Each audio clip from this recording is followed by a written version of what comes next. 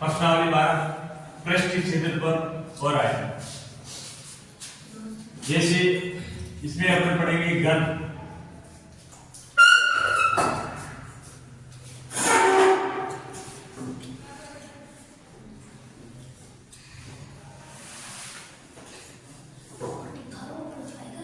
ये अपने पास घन है।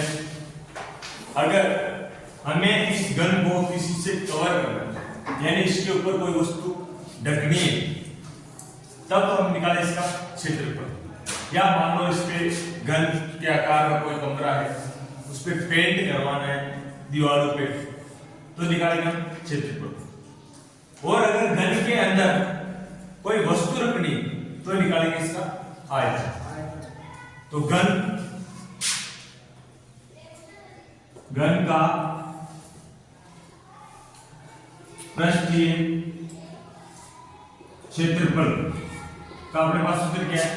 6 इंटू भुजा स्क्वायर।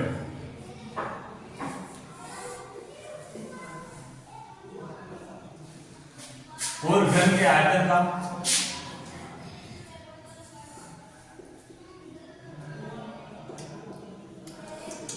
भुजा क्यूब। और ये क्या है? भुजा।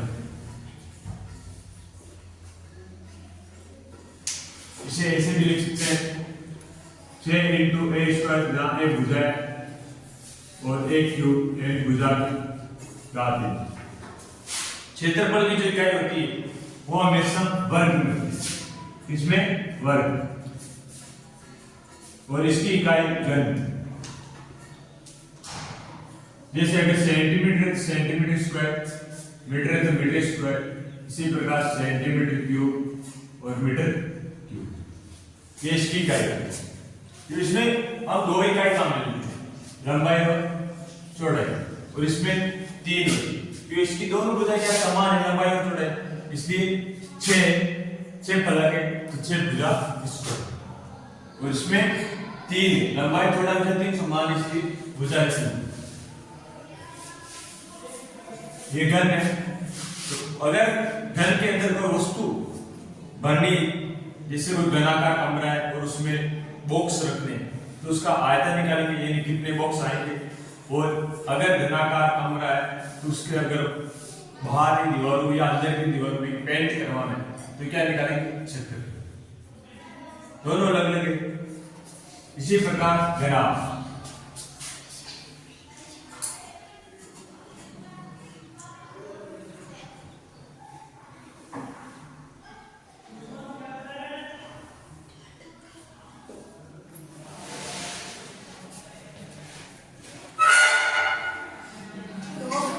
ये घनाभ है अपने पास। अब जैसे घनाभ के आकार के हमारे पास घर में बहुत सी वस्तु होती है, जैसे माचिस की डिब्बी, बॉक्स, अगर बक्सा जो हमारे पास था वो भी घनाभ का। अगर हमें बक्से को किसी से कवर करना है या बक्से के कवर चढ़ाना है तो हम इसका क्या निकालेंगे? क्षेत्रफल। और बक्से में अगर कोई वस्तु रखनी है तो क्या निकालेंगे? उसका आयतन। ये दोनों फर्क है। तो घनाभ का पृष्ठीय क्षेत्रफल का सूत्र होता है 2 इंटू लंबाई प्लस चौड़ाई, 2 प्लस लंबाई इंटू चौड़ाई प्लस चौड़ाई इंटू ऊंचाई प्लस ऊंचाई इंटू लंबाई। और इसे हम शॉर्टकट कैसे लिख सकते हैं? 2l into B plus B into H plus H into A. ये घनाभ का पृष्ठीय क्षेत्रफल। इसमें देखो ये वाली भुजा अपनी लंबाई, ये वाली चौड़ाई और ये भुजा ऊंचाई।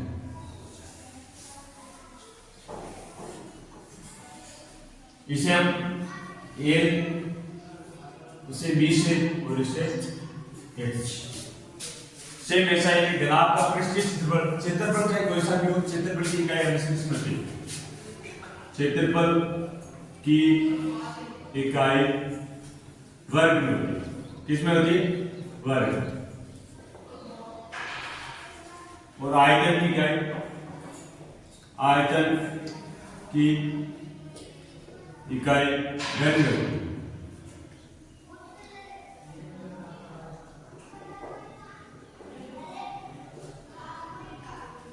बस ये याद रखना है, आयतन की इकाई हमेशा घन में लिखेंगे और क्षेत्रफल की इकाई वर्ग में।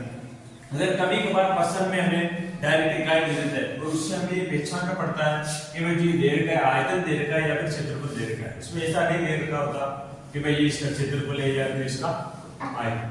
उसमें इकाई दे के आपको पहचानना पड़ेगा कि अगर इकाई में घन है तो वो आयतन दे रखा है और अगर वर्ग है तो क्षेत्रफल दे रखा है। तो घनाभ का आयतन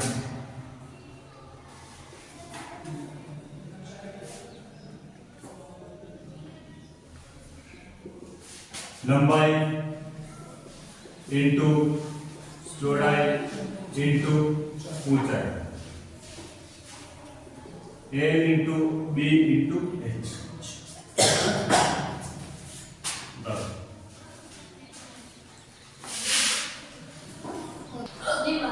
देखो ये अपने पास घन है, लिख देते हैं ये घन और ये घनाभ। तो अगर घन में आपसे पूछे वक्र पृष्ठ, वक्र पृष्ठ का मतलब होता है कि जो घन है इसके नीचे की भुजा और ऊपर की भुजा काम में नहीं, यानी जो हमें चार दिखाई देती है इसका अगर किसी कमरे करें ये इधर की भुजा, इस तरफ की भुजा, ये भुजा और ये सामने की, यानी ऊपर और नीचे की भुजा काम में नहीं है, इसलिए इसे बोलते हैं घन का वक्र पृष्ठ।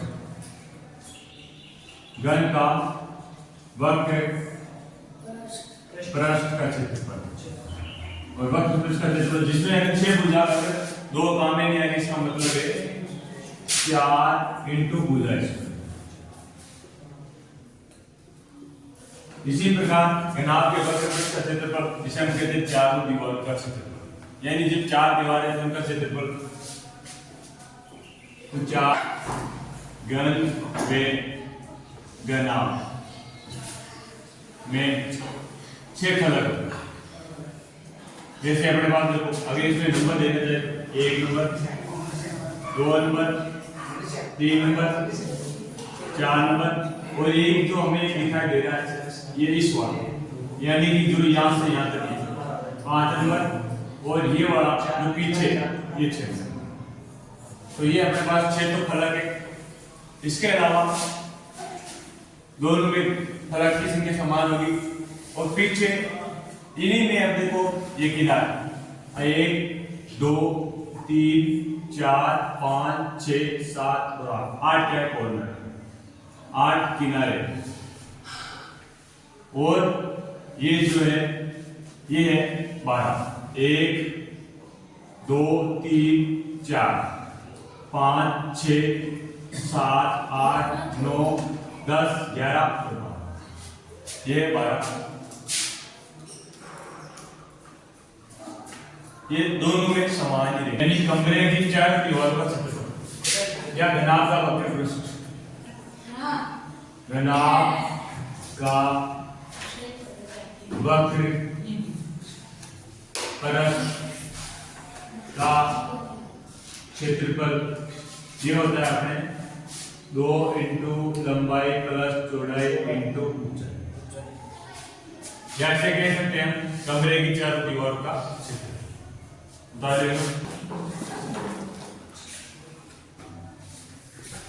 ये शंकु है, इस शंकु के अंदर ये है अपने पास त्रिज्या आर, नीचे का जो शंकु का भाग होता है वो वृत्ताकार, कैसा होता है वृत्ताकार, और ये इसकी ऊंचाई है और ये तिर्यक ऊंचाई।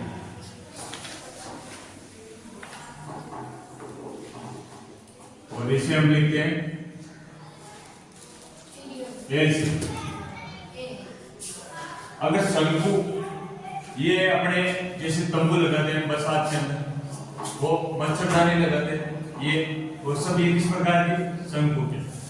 अगर हमें इसके वक्र पृष्ठ यानी अगर किसी प्रकार से जैसे हमने माना कि भाई एक मच्छरदानी लगाई शंकु आकार में, अगर उसका क्षेत्रफल निकालना है तो होगा इसका वक्र पृष्ठ का क्षेत्रफल, जिसमें नीचे का भाग काउंट नहीं होता, ये वाला।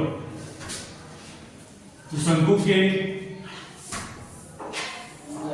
के वक्र पृष्ठ का क्षेत्रफल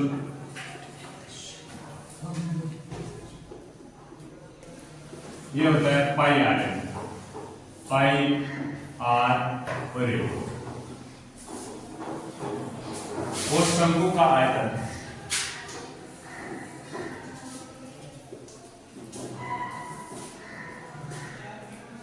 ये होता है जो अपने बेलन के क्षेत्रफल होता है उसका 1/3 भाग होता है pi R square H, 1/3 pi R square. ये अपने पास बेलन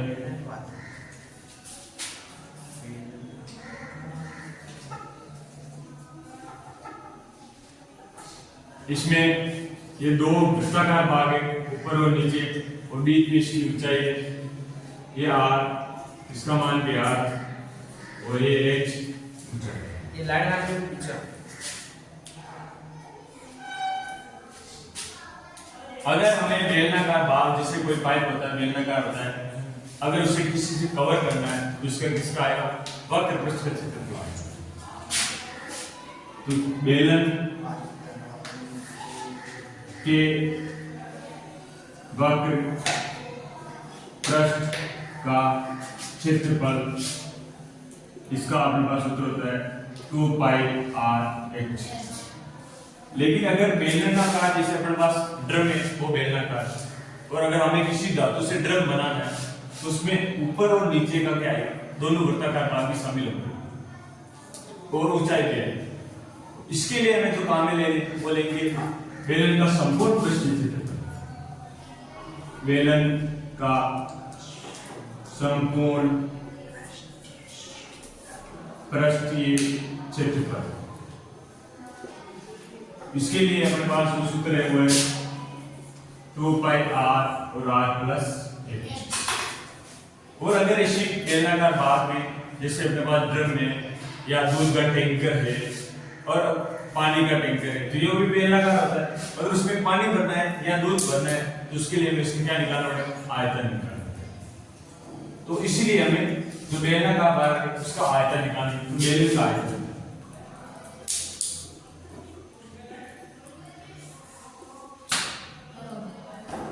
और ये होता है पाई आर स्क्वायर। अब इसमें यही फर्क है कि जो वक्र पृष्ठ है इसमें सिर्फ ये केवल ये ही भाग काम आता है, और संपूर्ण पृष्ठ में ये दोनों भाग भी काम आते हैं। इसलिए इसका ये संपूर्ण में लेंगे और वक्र पृष्ठ में लेगा। और जब हमें इसका आयतन निकालना होता है तो ये कंप्लीट यहाँ से यहाँ तक कितना पानी आया या कितना दूध आया, इसलिए कितनी जगह घेरता है, इसलिए इसका क्या निकालते हैं, आयतन निकालते हैं। और जब भी अगर हमें किसी में अगर धारिता का मान निकालना होता है तो धारिता का मान निकालने के लिए हमें एक अपने पास इकाई है 1 मीटर क्यूब बराबर 1000 लीटर। जब भी हम धारिता निकालेंगे, जैसे माना कि कोई टैंक बेलनाकार टैंक है, अगर उसमें कितनी मात्रा में पानी आएगा तो उससे जितना भी उसका आयतन आएगा वो मीटर क्यूब में उसको कन्वर्ट करके फिर हम 1000 लीटर से गुणा करते हैं। ये होता है आयतन। ये अपना आया शंकु और बेलन। शंकु है, इसकी तिर्यक ऊंचाई हम ये जानते हैं कि शंकु की जो त्रिज्या और ऊंचाई, इसके बीच इसका कोण बन रहा है 90 डिग्री। 90 डिग्री बन रहा है, नहीं बन रहा है? 90 डिग्री से कोण बन रहा है। तो जो इसके सामने ऊंचाई हमेशा ये क्या होती है हमारी, और ये आधा, और ये लंब। इसमें कौन सा सूत्र काम में लेते हैं,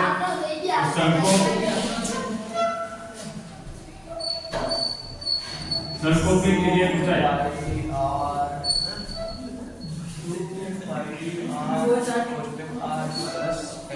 शंकु की तिर्यक ऊंचाई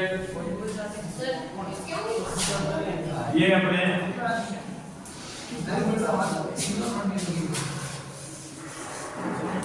शंकु की तिर्यक ऊंचाई बराबर होता है कि हमें लंब और आधार को जोड़ते हैं करंट निकालने के लिए, ये होता है अपने h² + r²। और इसके बराबर होता है अपने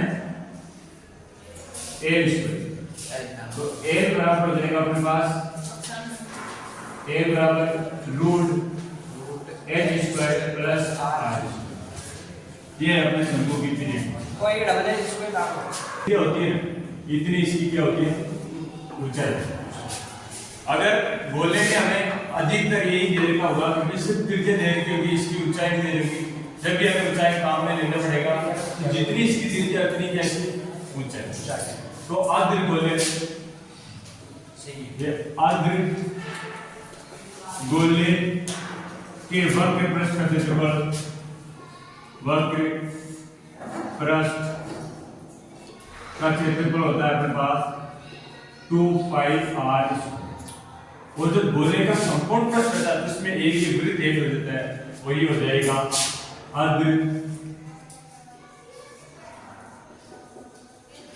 गोले का संपूर्ण पृष्ठीय क्षेत्रफल 3 पाई r स्क्वायर। 3 पाई r स्क्वायर।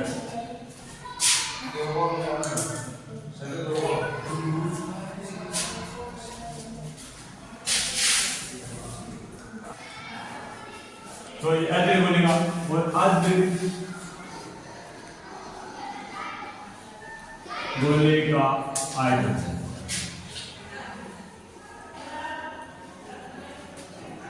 इसका होता है 2/3 पाई r क्यूब। देखो आप कोई सा भी लेके देखो, सब में जिसमें वर्ग आ रहा है वो क्षेत्रफल की इकाई है और जिसमें 3 आ रहा है वो आयतन की। इसी प्रकार अब इसके उदाहरण हम ले सकते हैं, जिसमें जो घर में घरेलू कटोरी हम काम में लेते हैं वो अर्ध गोलाकार है, और जो भी बर्तन है जिससे अपनी कढ़ाई है वो भी अर्ध गोलाकार है। जो भी हम काम में लेते हैं वो सब अर्ध गोलाकार है। इसी प्रकार देखो अपने गोलाकार,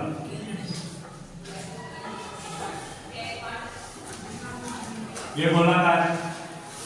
इसका हम उदाहरण ऐसे ले सकते हैं कि जैसे हम गुब्बारा बनाते हैं तो वो भी गोलाकार होता है। अगर गुब्बारे को कवर करना है तो गोलाकार भाग है, तो गोले का पृष्ठीय क्षेत्रफल होता है अपने पास 4 पाई r स्क्वायर और गोले का आयतन होता है